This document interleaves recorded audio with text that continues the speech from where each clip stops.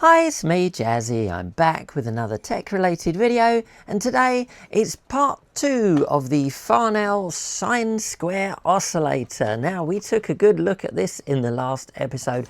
It's a wonderful bit of kit with the precision engineering, but is suffering ever so slightly with some aging capacitors. So it's time to replace those with some shiny new ones, and then we'll hook it back up to the scope and see what we get. So let's get this rather lovely little Farnell over on the bench and start replacing some of these caps. Right, here we go then.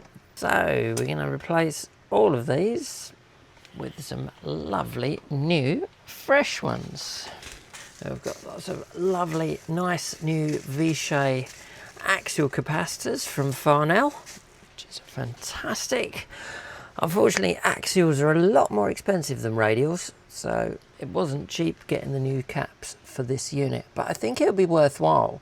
I love this little Farnell and I want to go on using this for years and years, so I figured it was worth spending the extra to get some decent ones so we can give this a long and happy life. I've not got anything particularly against these blue Philips capacitors. I know I joke about them, but it's just because they're so prevalent and they're just getting old now. That's the problem. It's not that they were bad, it's that they're just now getting old and they're starting to degrade. Just the engineering that goes into these beautiful mechanisms, I absolutely love it. Well, it's got the back off.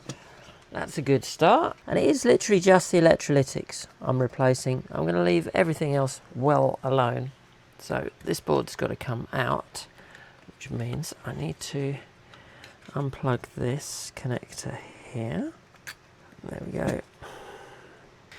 I reckon if I get this board out, then I can undo that bracket. I don't want to create more work for myself than necessary. Right, so this pulls out. And I gotta make sure that I don't stress any wiring that's underneath, because there is quite a bit of wiring here. Oh, I see the problem here is this shield. If I can just ping this up, that's it. Just enough. I just need just enough room to get that board out of there. There she is. Now, note to self, I've got a connector there. Please note the orientation of that connector, because I'm going to remove that before I cause it any harm.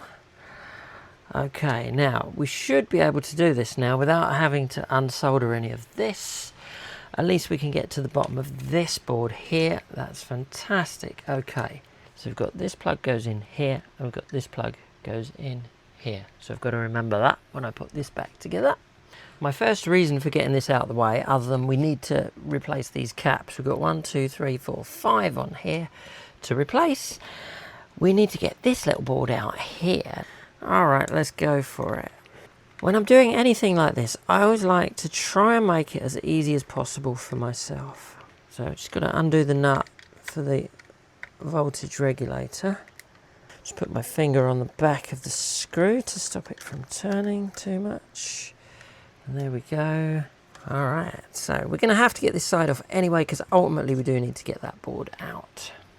Now, I try and put the parts on my bench in a way that's logical to me. I normally have a little mat on the top with compartments for screws, but for some reason I haven't got one on here today, mainly because I didn't think about it. I remember this thing before. This is the spring for the cover, and it gets in the way of these screws here. I'm still attached. Yes, I've got one more there. Look, I've missed one. There's always that one, isn't there, that's hiding down the bottom somewhere. There we go. We got it. We got it. Yes. Yes, now we're in, look. Right, fabulous. Oh, now we can slide this one out. All right, so got to remember that piece. It goes on the outside of there. And we've got our board out. We've got this one free, we've got this one free. We might as well just pull this one out then. Let's go for it. This is nice and easy. This is a warm-up for the Raycall synthesized signal generator that I've got to recap. That's going to be interesting, that one. I'm going to have this off as well now. 1, 2, 3, 4, 5 flathead screws are holding this panel on. So I think I'm going to remove this panel because I don't want to damage these switches. I probably could maneuver that out, but I don't want to damage anything. For the sake of undoing 5 screws, I think this panel should come off, and then this will come out with no mishaps. I always try to avoid, when I'm taking something apart like this, I always try to avoid removing connectors and things if I can help it, especially if they're ribbon cables. Sometimes you have to undo them to get access, but if you can work on something without removing it, sometimes I prefer to do that. Because the ribbon cables, especially like 90s hi-fi and stuff, they're getting a bit crusty now. Now, I've got to be very careful here because this panel supports this. Okay. Right, that's just made my life easier. So the first one is here. And of course they're folded over. I'll be disappointed if they weren't.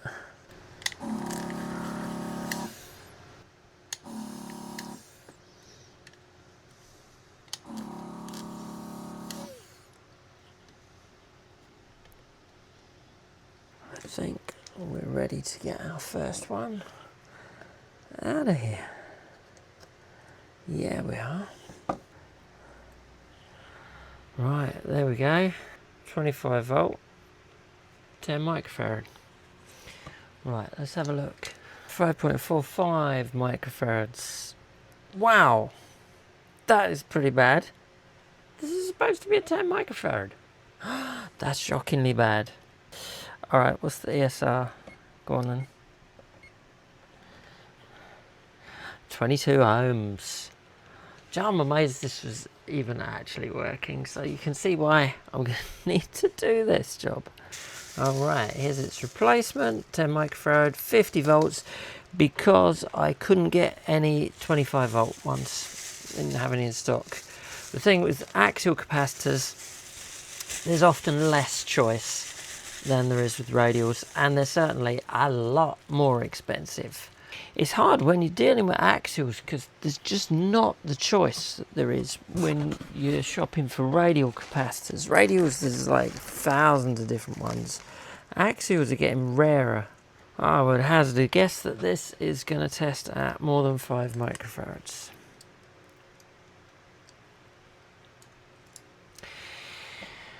There's a healthy capacitor for you, 9.72 microfarads. What's the ESR on this? 1.53 ohms, much healthier. Now it's a little bit larger than the other ones, so I'm going to have to do quite a tight bend on these, but it'll be okay. Now I've got another one here which I believe is the same value, so I may as well yoink that out at the same time.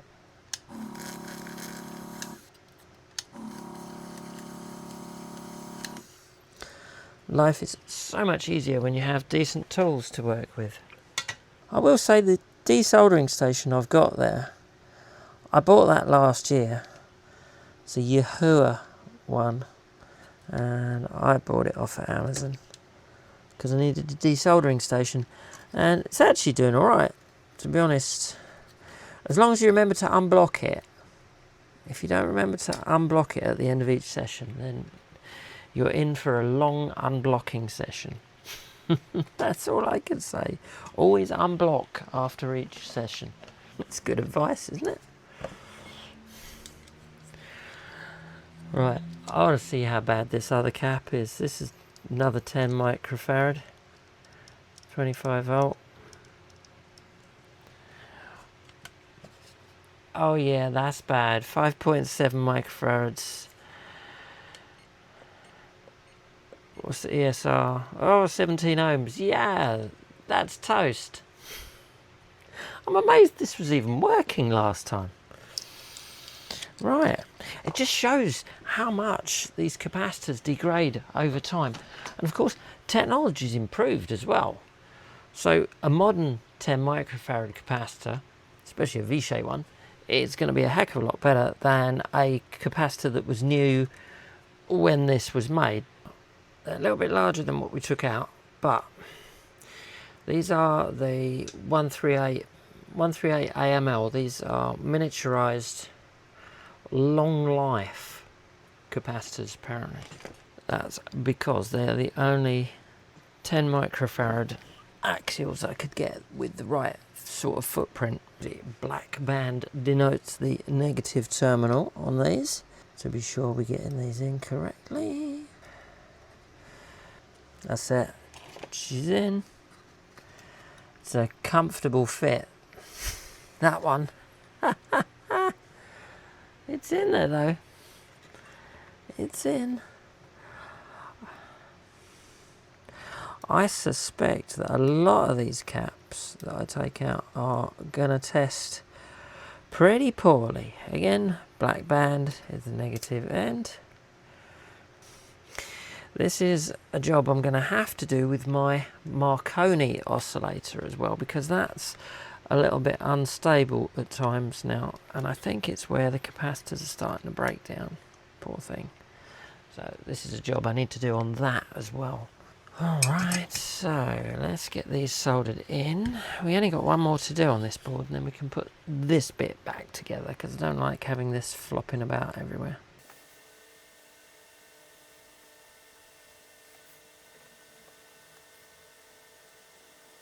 There we go. Beautiful.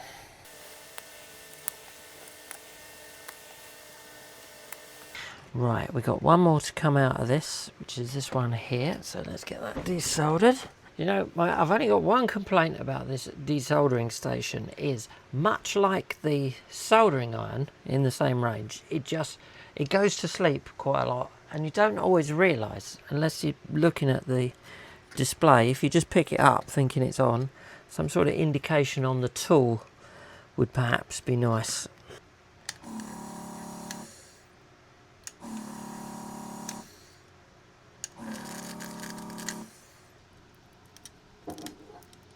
Well, this one was clearly very much at the end of its life, as all the plastic coating is coming off as I pulled it out, and I've also left part of the leg behind, which I've had to rescue.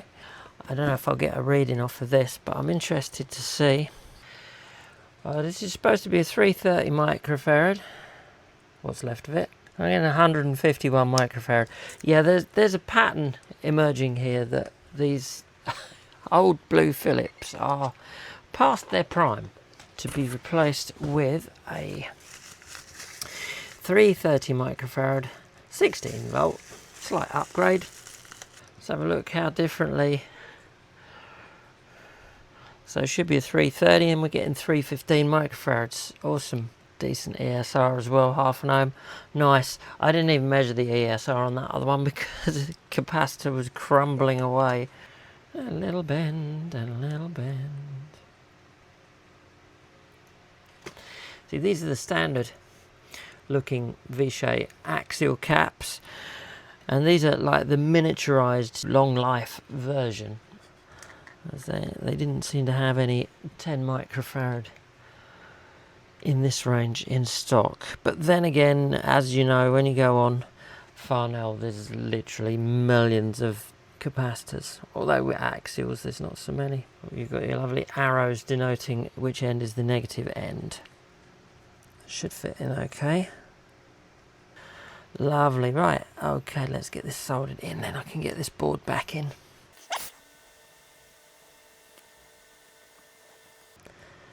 These things are clocking on a bit now. It's done well in the fact that it was kind of working. How, I don't know. Look how much better that looks now. Lovely new Vishays in there. Looking the part. Let's get this board back in, shall we? I don't like having all this hanging around loose. Oh, I remember there was a little a little retainer that went through here. This was the longest screw, and there was a standoff on the other side. Yeah, I kind of remember. Right, I think we're there. That's looking good. Now we can get this plate back on here and get this all mounted up.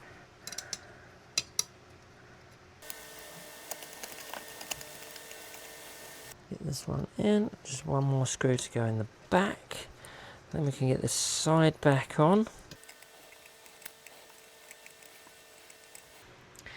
There we go, that's looking rather lovely. Now we can turn our attention to this board here. So we have got 1, 2, 3, 4 to replace on here. Now what have we got here? This is a 220 microfarad, 220, same again, 220 16 volts, so we've got 3 of them.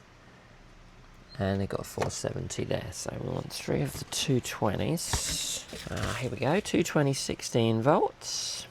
We've got 5 of those, because I believe there's some on this board. Yes, there is. And that was a 470 16 volt. Right, that's that one. Same. Let's get those 3 out first then.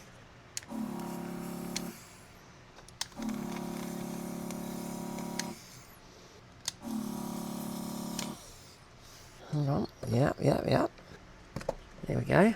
220 microfarads. All right. Should we place bets on what that test says? It's not going to be 220 microfarads. We know that much. Let's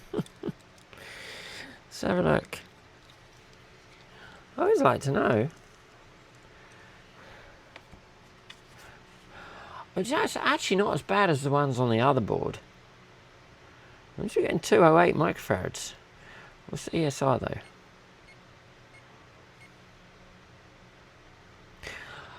This one's actually not as bad as the others at all. Interesting. Still going to get replaced though. Now when I say it's alright, I mean comparatively to the ones that were on this board. 220 16 volts. Let's try and get a similar bend. That should do. Negative end is there, which needs to go there, positive there. When I fit replacement capacitors, I try it as much as possible, especially with axials. I try and bend the legs so I've got the value of the capacitor on the top, so it makes it easier for future checking of the board. I'm hoping these are going to have a long and healthy life. So this is the 220.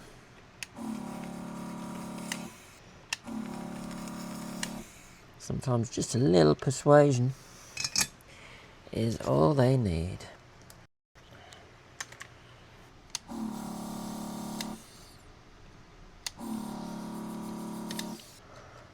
There we go. Another dud one. We gotta get fresh, nice new ones in here. See, eagle-eyed viewers will know I put that one in before I was ready to solder it in. And that's because I get carried away sometimes.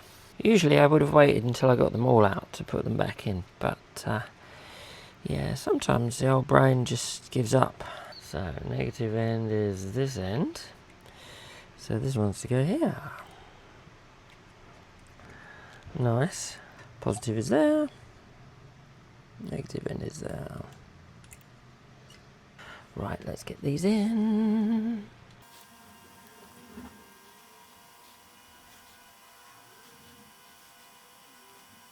That's good, isn't it? We've got one more to go on this board. So we've got our 220s in.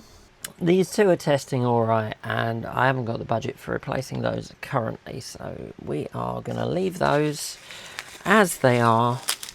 Now we've got to get this 470 out, and we're going to replace that. We're not going to do these two at this stage because it gets really expensive. We haven't quite got the budget yet for that sort of thing.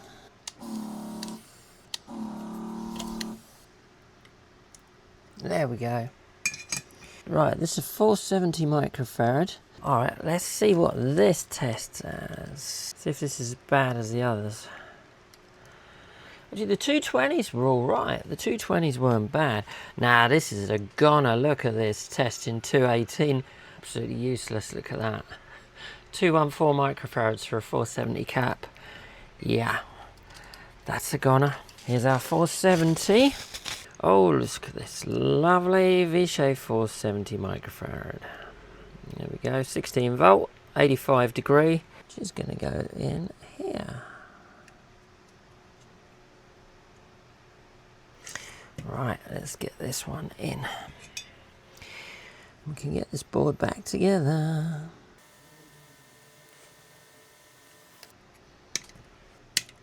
Well, there we go. That looks pretty darn good. Right, now we need to get this back in. Does this need heatsink compound? It's got a pad on it. Oh, no, we had this little thing to go in here, didn't we? Now, this piece here goes under. There we go. Start getting some of these back in.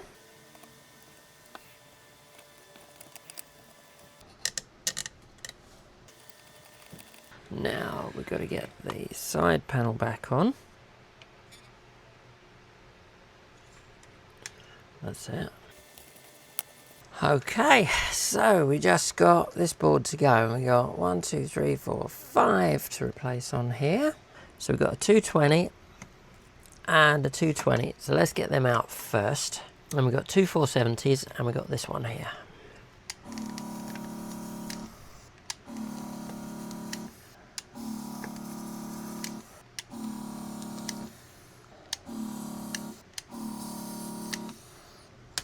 Gotcha. Alright, let's have a go then. I'm intrigued to see how bad is this one. Are these just as bad on this board? This is 220 microfarad. Oh dear, yeah, 161 microfarads. What's the ESR on this? 0.3 ohms, not bad, but yeah, that's reading way less than it should. So yeah, not a good cap. That's why we're doing this. Test one of the replacements here. 220 microfarad. Couldn't be much closer. 229.2. Perfect. Right, we still need to get C102 out. There we go. Wow, just intrigued to see how bad these are. I mean, some of them are falling apart. Again, should be 220, and that's reading 154 microfarads. Yeah, not good. There is a school of thought for taking them all out first before I put any in. But there's also a school of thought that says, my brain is very easily confused. So I am not doing too many at a time, just in case I go wrong. So negative end is there. Let's get this one in. Negative end is there. There we go. Sweet. Because there is room for another cap there, obviously not fitted on this model.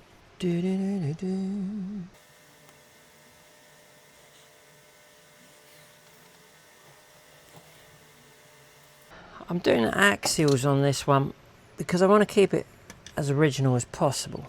But the cost of axials is fairly prohibitive because there's not as many options as there is with radials. So we may look at doing some of the future repairs with radials, try and keep the cost down. I spent more on capacitors than I did buying the actual oscillator, but they look lovely.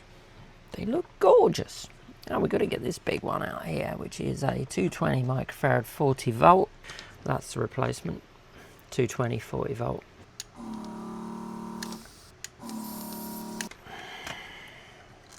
There we go. We got it. This is 220 40 volt. Go on then, let's test this one. We may as well. It's part of the fun, seeing what we've taken out. Is this as bad as the others?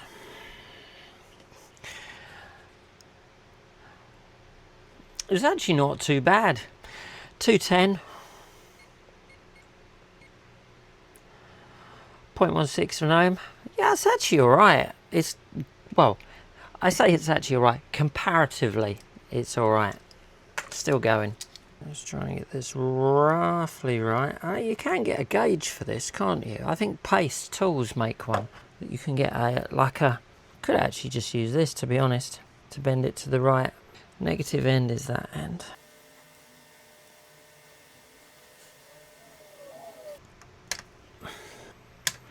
2 more to go, 470s. So let's yoink those out, get the replacements in, and then this board can go back in.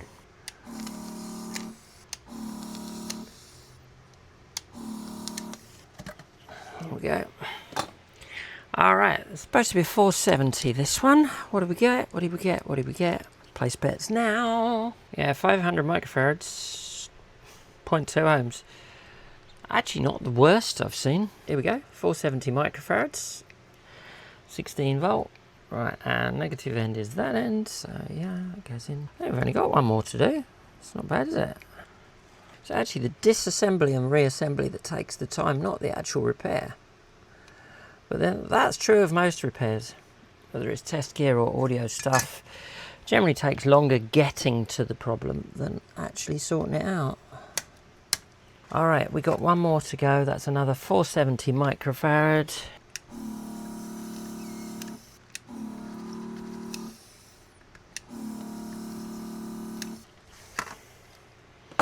Right, there we go. That's another 470, that one, or it should be. Not horrendous. 437 microfarads. 0.2 ohms. Yeah, it's actually not terrible, that one. Still going. Beautiful. Get that soldered in.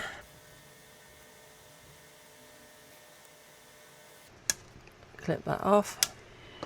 Fantastic. Now we just got to get it back together again. And this one. Right. Now we just got to screw this down. So I've got two little standoffs. These go here. These two go through here.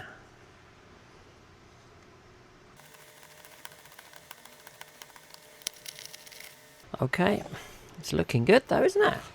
Well, the pile of bits is going down, that's good. Just the back to go back on. Of course, don't forget to put this one in and make sure we get it in the right way round.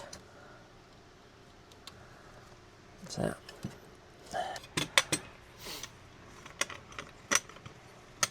4 long screws to go in the back. Got to remember, don't do them up too much because we've got to get the top and the bottom in, yeah? Because we've got to get this in first with all its springy bits. That's the bottom and the top. Right, now we can do the back up properly.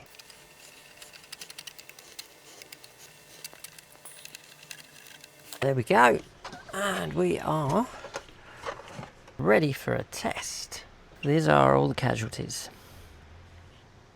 Okay, so I've had our little Farnell running for a few hours now to bed in the caps a bit and generally let it settle in and warm up properly. So let's have another go with the scope. Yeah, there we go. Alright, so we're on times 100. We can do times 10. It's flickering on the camera from the scope, unfortunately. So let's go through the ranges. Times 10, times 100, 1K. It's very stable. No wibbly wobbliness there. And that looks a nice sine wave as well. Okay, pretty decent. 10K. Yeah. Okay. 100K. Yeah. Oh, nice. Okay. Let's go square wave. Oh, yeah. Okay. Square wave times 100. Not bad. 1K. Yeah, you can see as you go up the range, it's not square. It's not bad. Well, it's not bad actually. Times 10K range. 100K range, yeah, it's on the limit, so it's no longer quite square. That's not bad at all. Go back to sine wave. We've got our different amplitudes here, so 1 millivolt.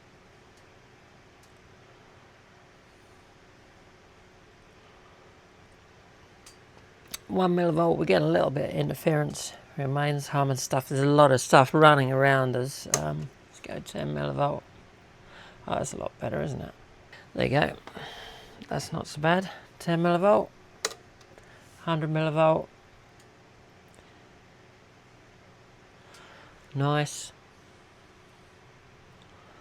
Yeah, looks good. 1 volt. Yeah, fine. It's just really stable, isn't it? And of course we can go up and down the frequency. Only goes up to 1 meg, but it's alright for audio work and stuff. And we've got BNCs on the front. Pretty cool, but that's a lot more stable than it was when we first tested it. I can't even believe it was actually working, the state of those capacitors. Now we've got all new capacitors in. We're looking good. I'm pretty happy with that. That's a really stable sine wave. We've got good stability across the ranges, as we've seen. Very nice. So it was worth the work. I pretty much spent as much in capacitors as I did for the whole unit. But I think it's been worth it. It's been a nice, interesting project. And now this is going to be reliable for years to come. Can't see any other problems with it internally. And is a lot more stable. I've also cleaned, which I didn't show actually, I cleaned the switches with some switch contact cleaner and stuff. So as you can see, when you switch between the ranges, it doesn't jump. There's no jumping about. It's clean. It's not all over the place. It's just really nice and smooth. This movement is really lovely to use. Yeah, really pleased with that. I think it was worth doing the work. Absolutely worth it. There you go. Job done. Fantastic. Our little Farnell LFP1's now got a whole new lease of life. The really nice clean sine wave and square wave across all the ranges, and it's really nice and stable. And now I've cleaned the switches as well. There's no jumping about all over the place or anything. It's just a nice, beautiful, clear sine wave. That's going to be really useful for testing, and it's also just a really lovely thing to use with that mechanism. It's so smooth. It's just really charming, and I think really worth spending the money on it. As we've seen, the axials are a lot more expensive than the radials, and a lot of this old test gear is going to have them, unfortunately. So I've got quite a bit of work to do on some of my old test gear, as I've got quite a lot of it hanging around.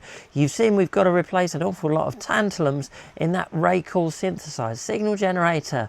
Also now my Marconi is needing some work, and I've got another signal generator over here, an Australian made one actually, which is going to need a little bit of work as well. So looks like I am going to be in need of quite a few capacitors and possibly some other components for all these repairs. So I hope you've enjoyed today's video recapping this Farnell LFP1 with me.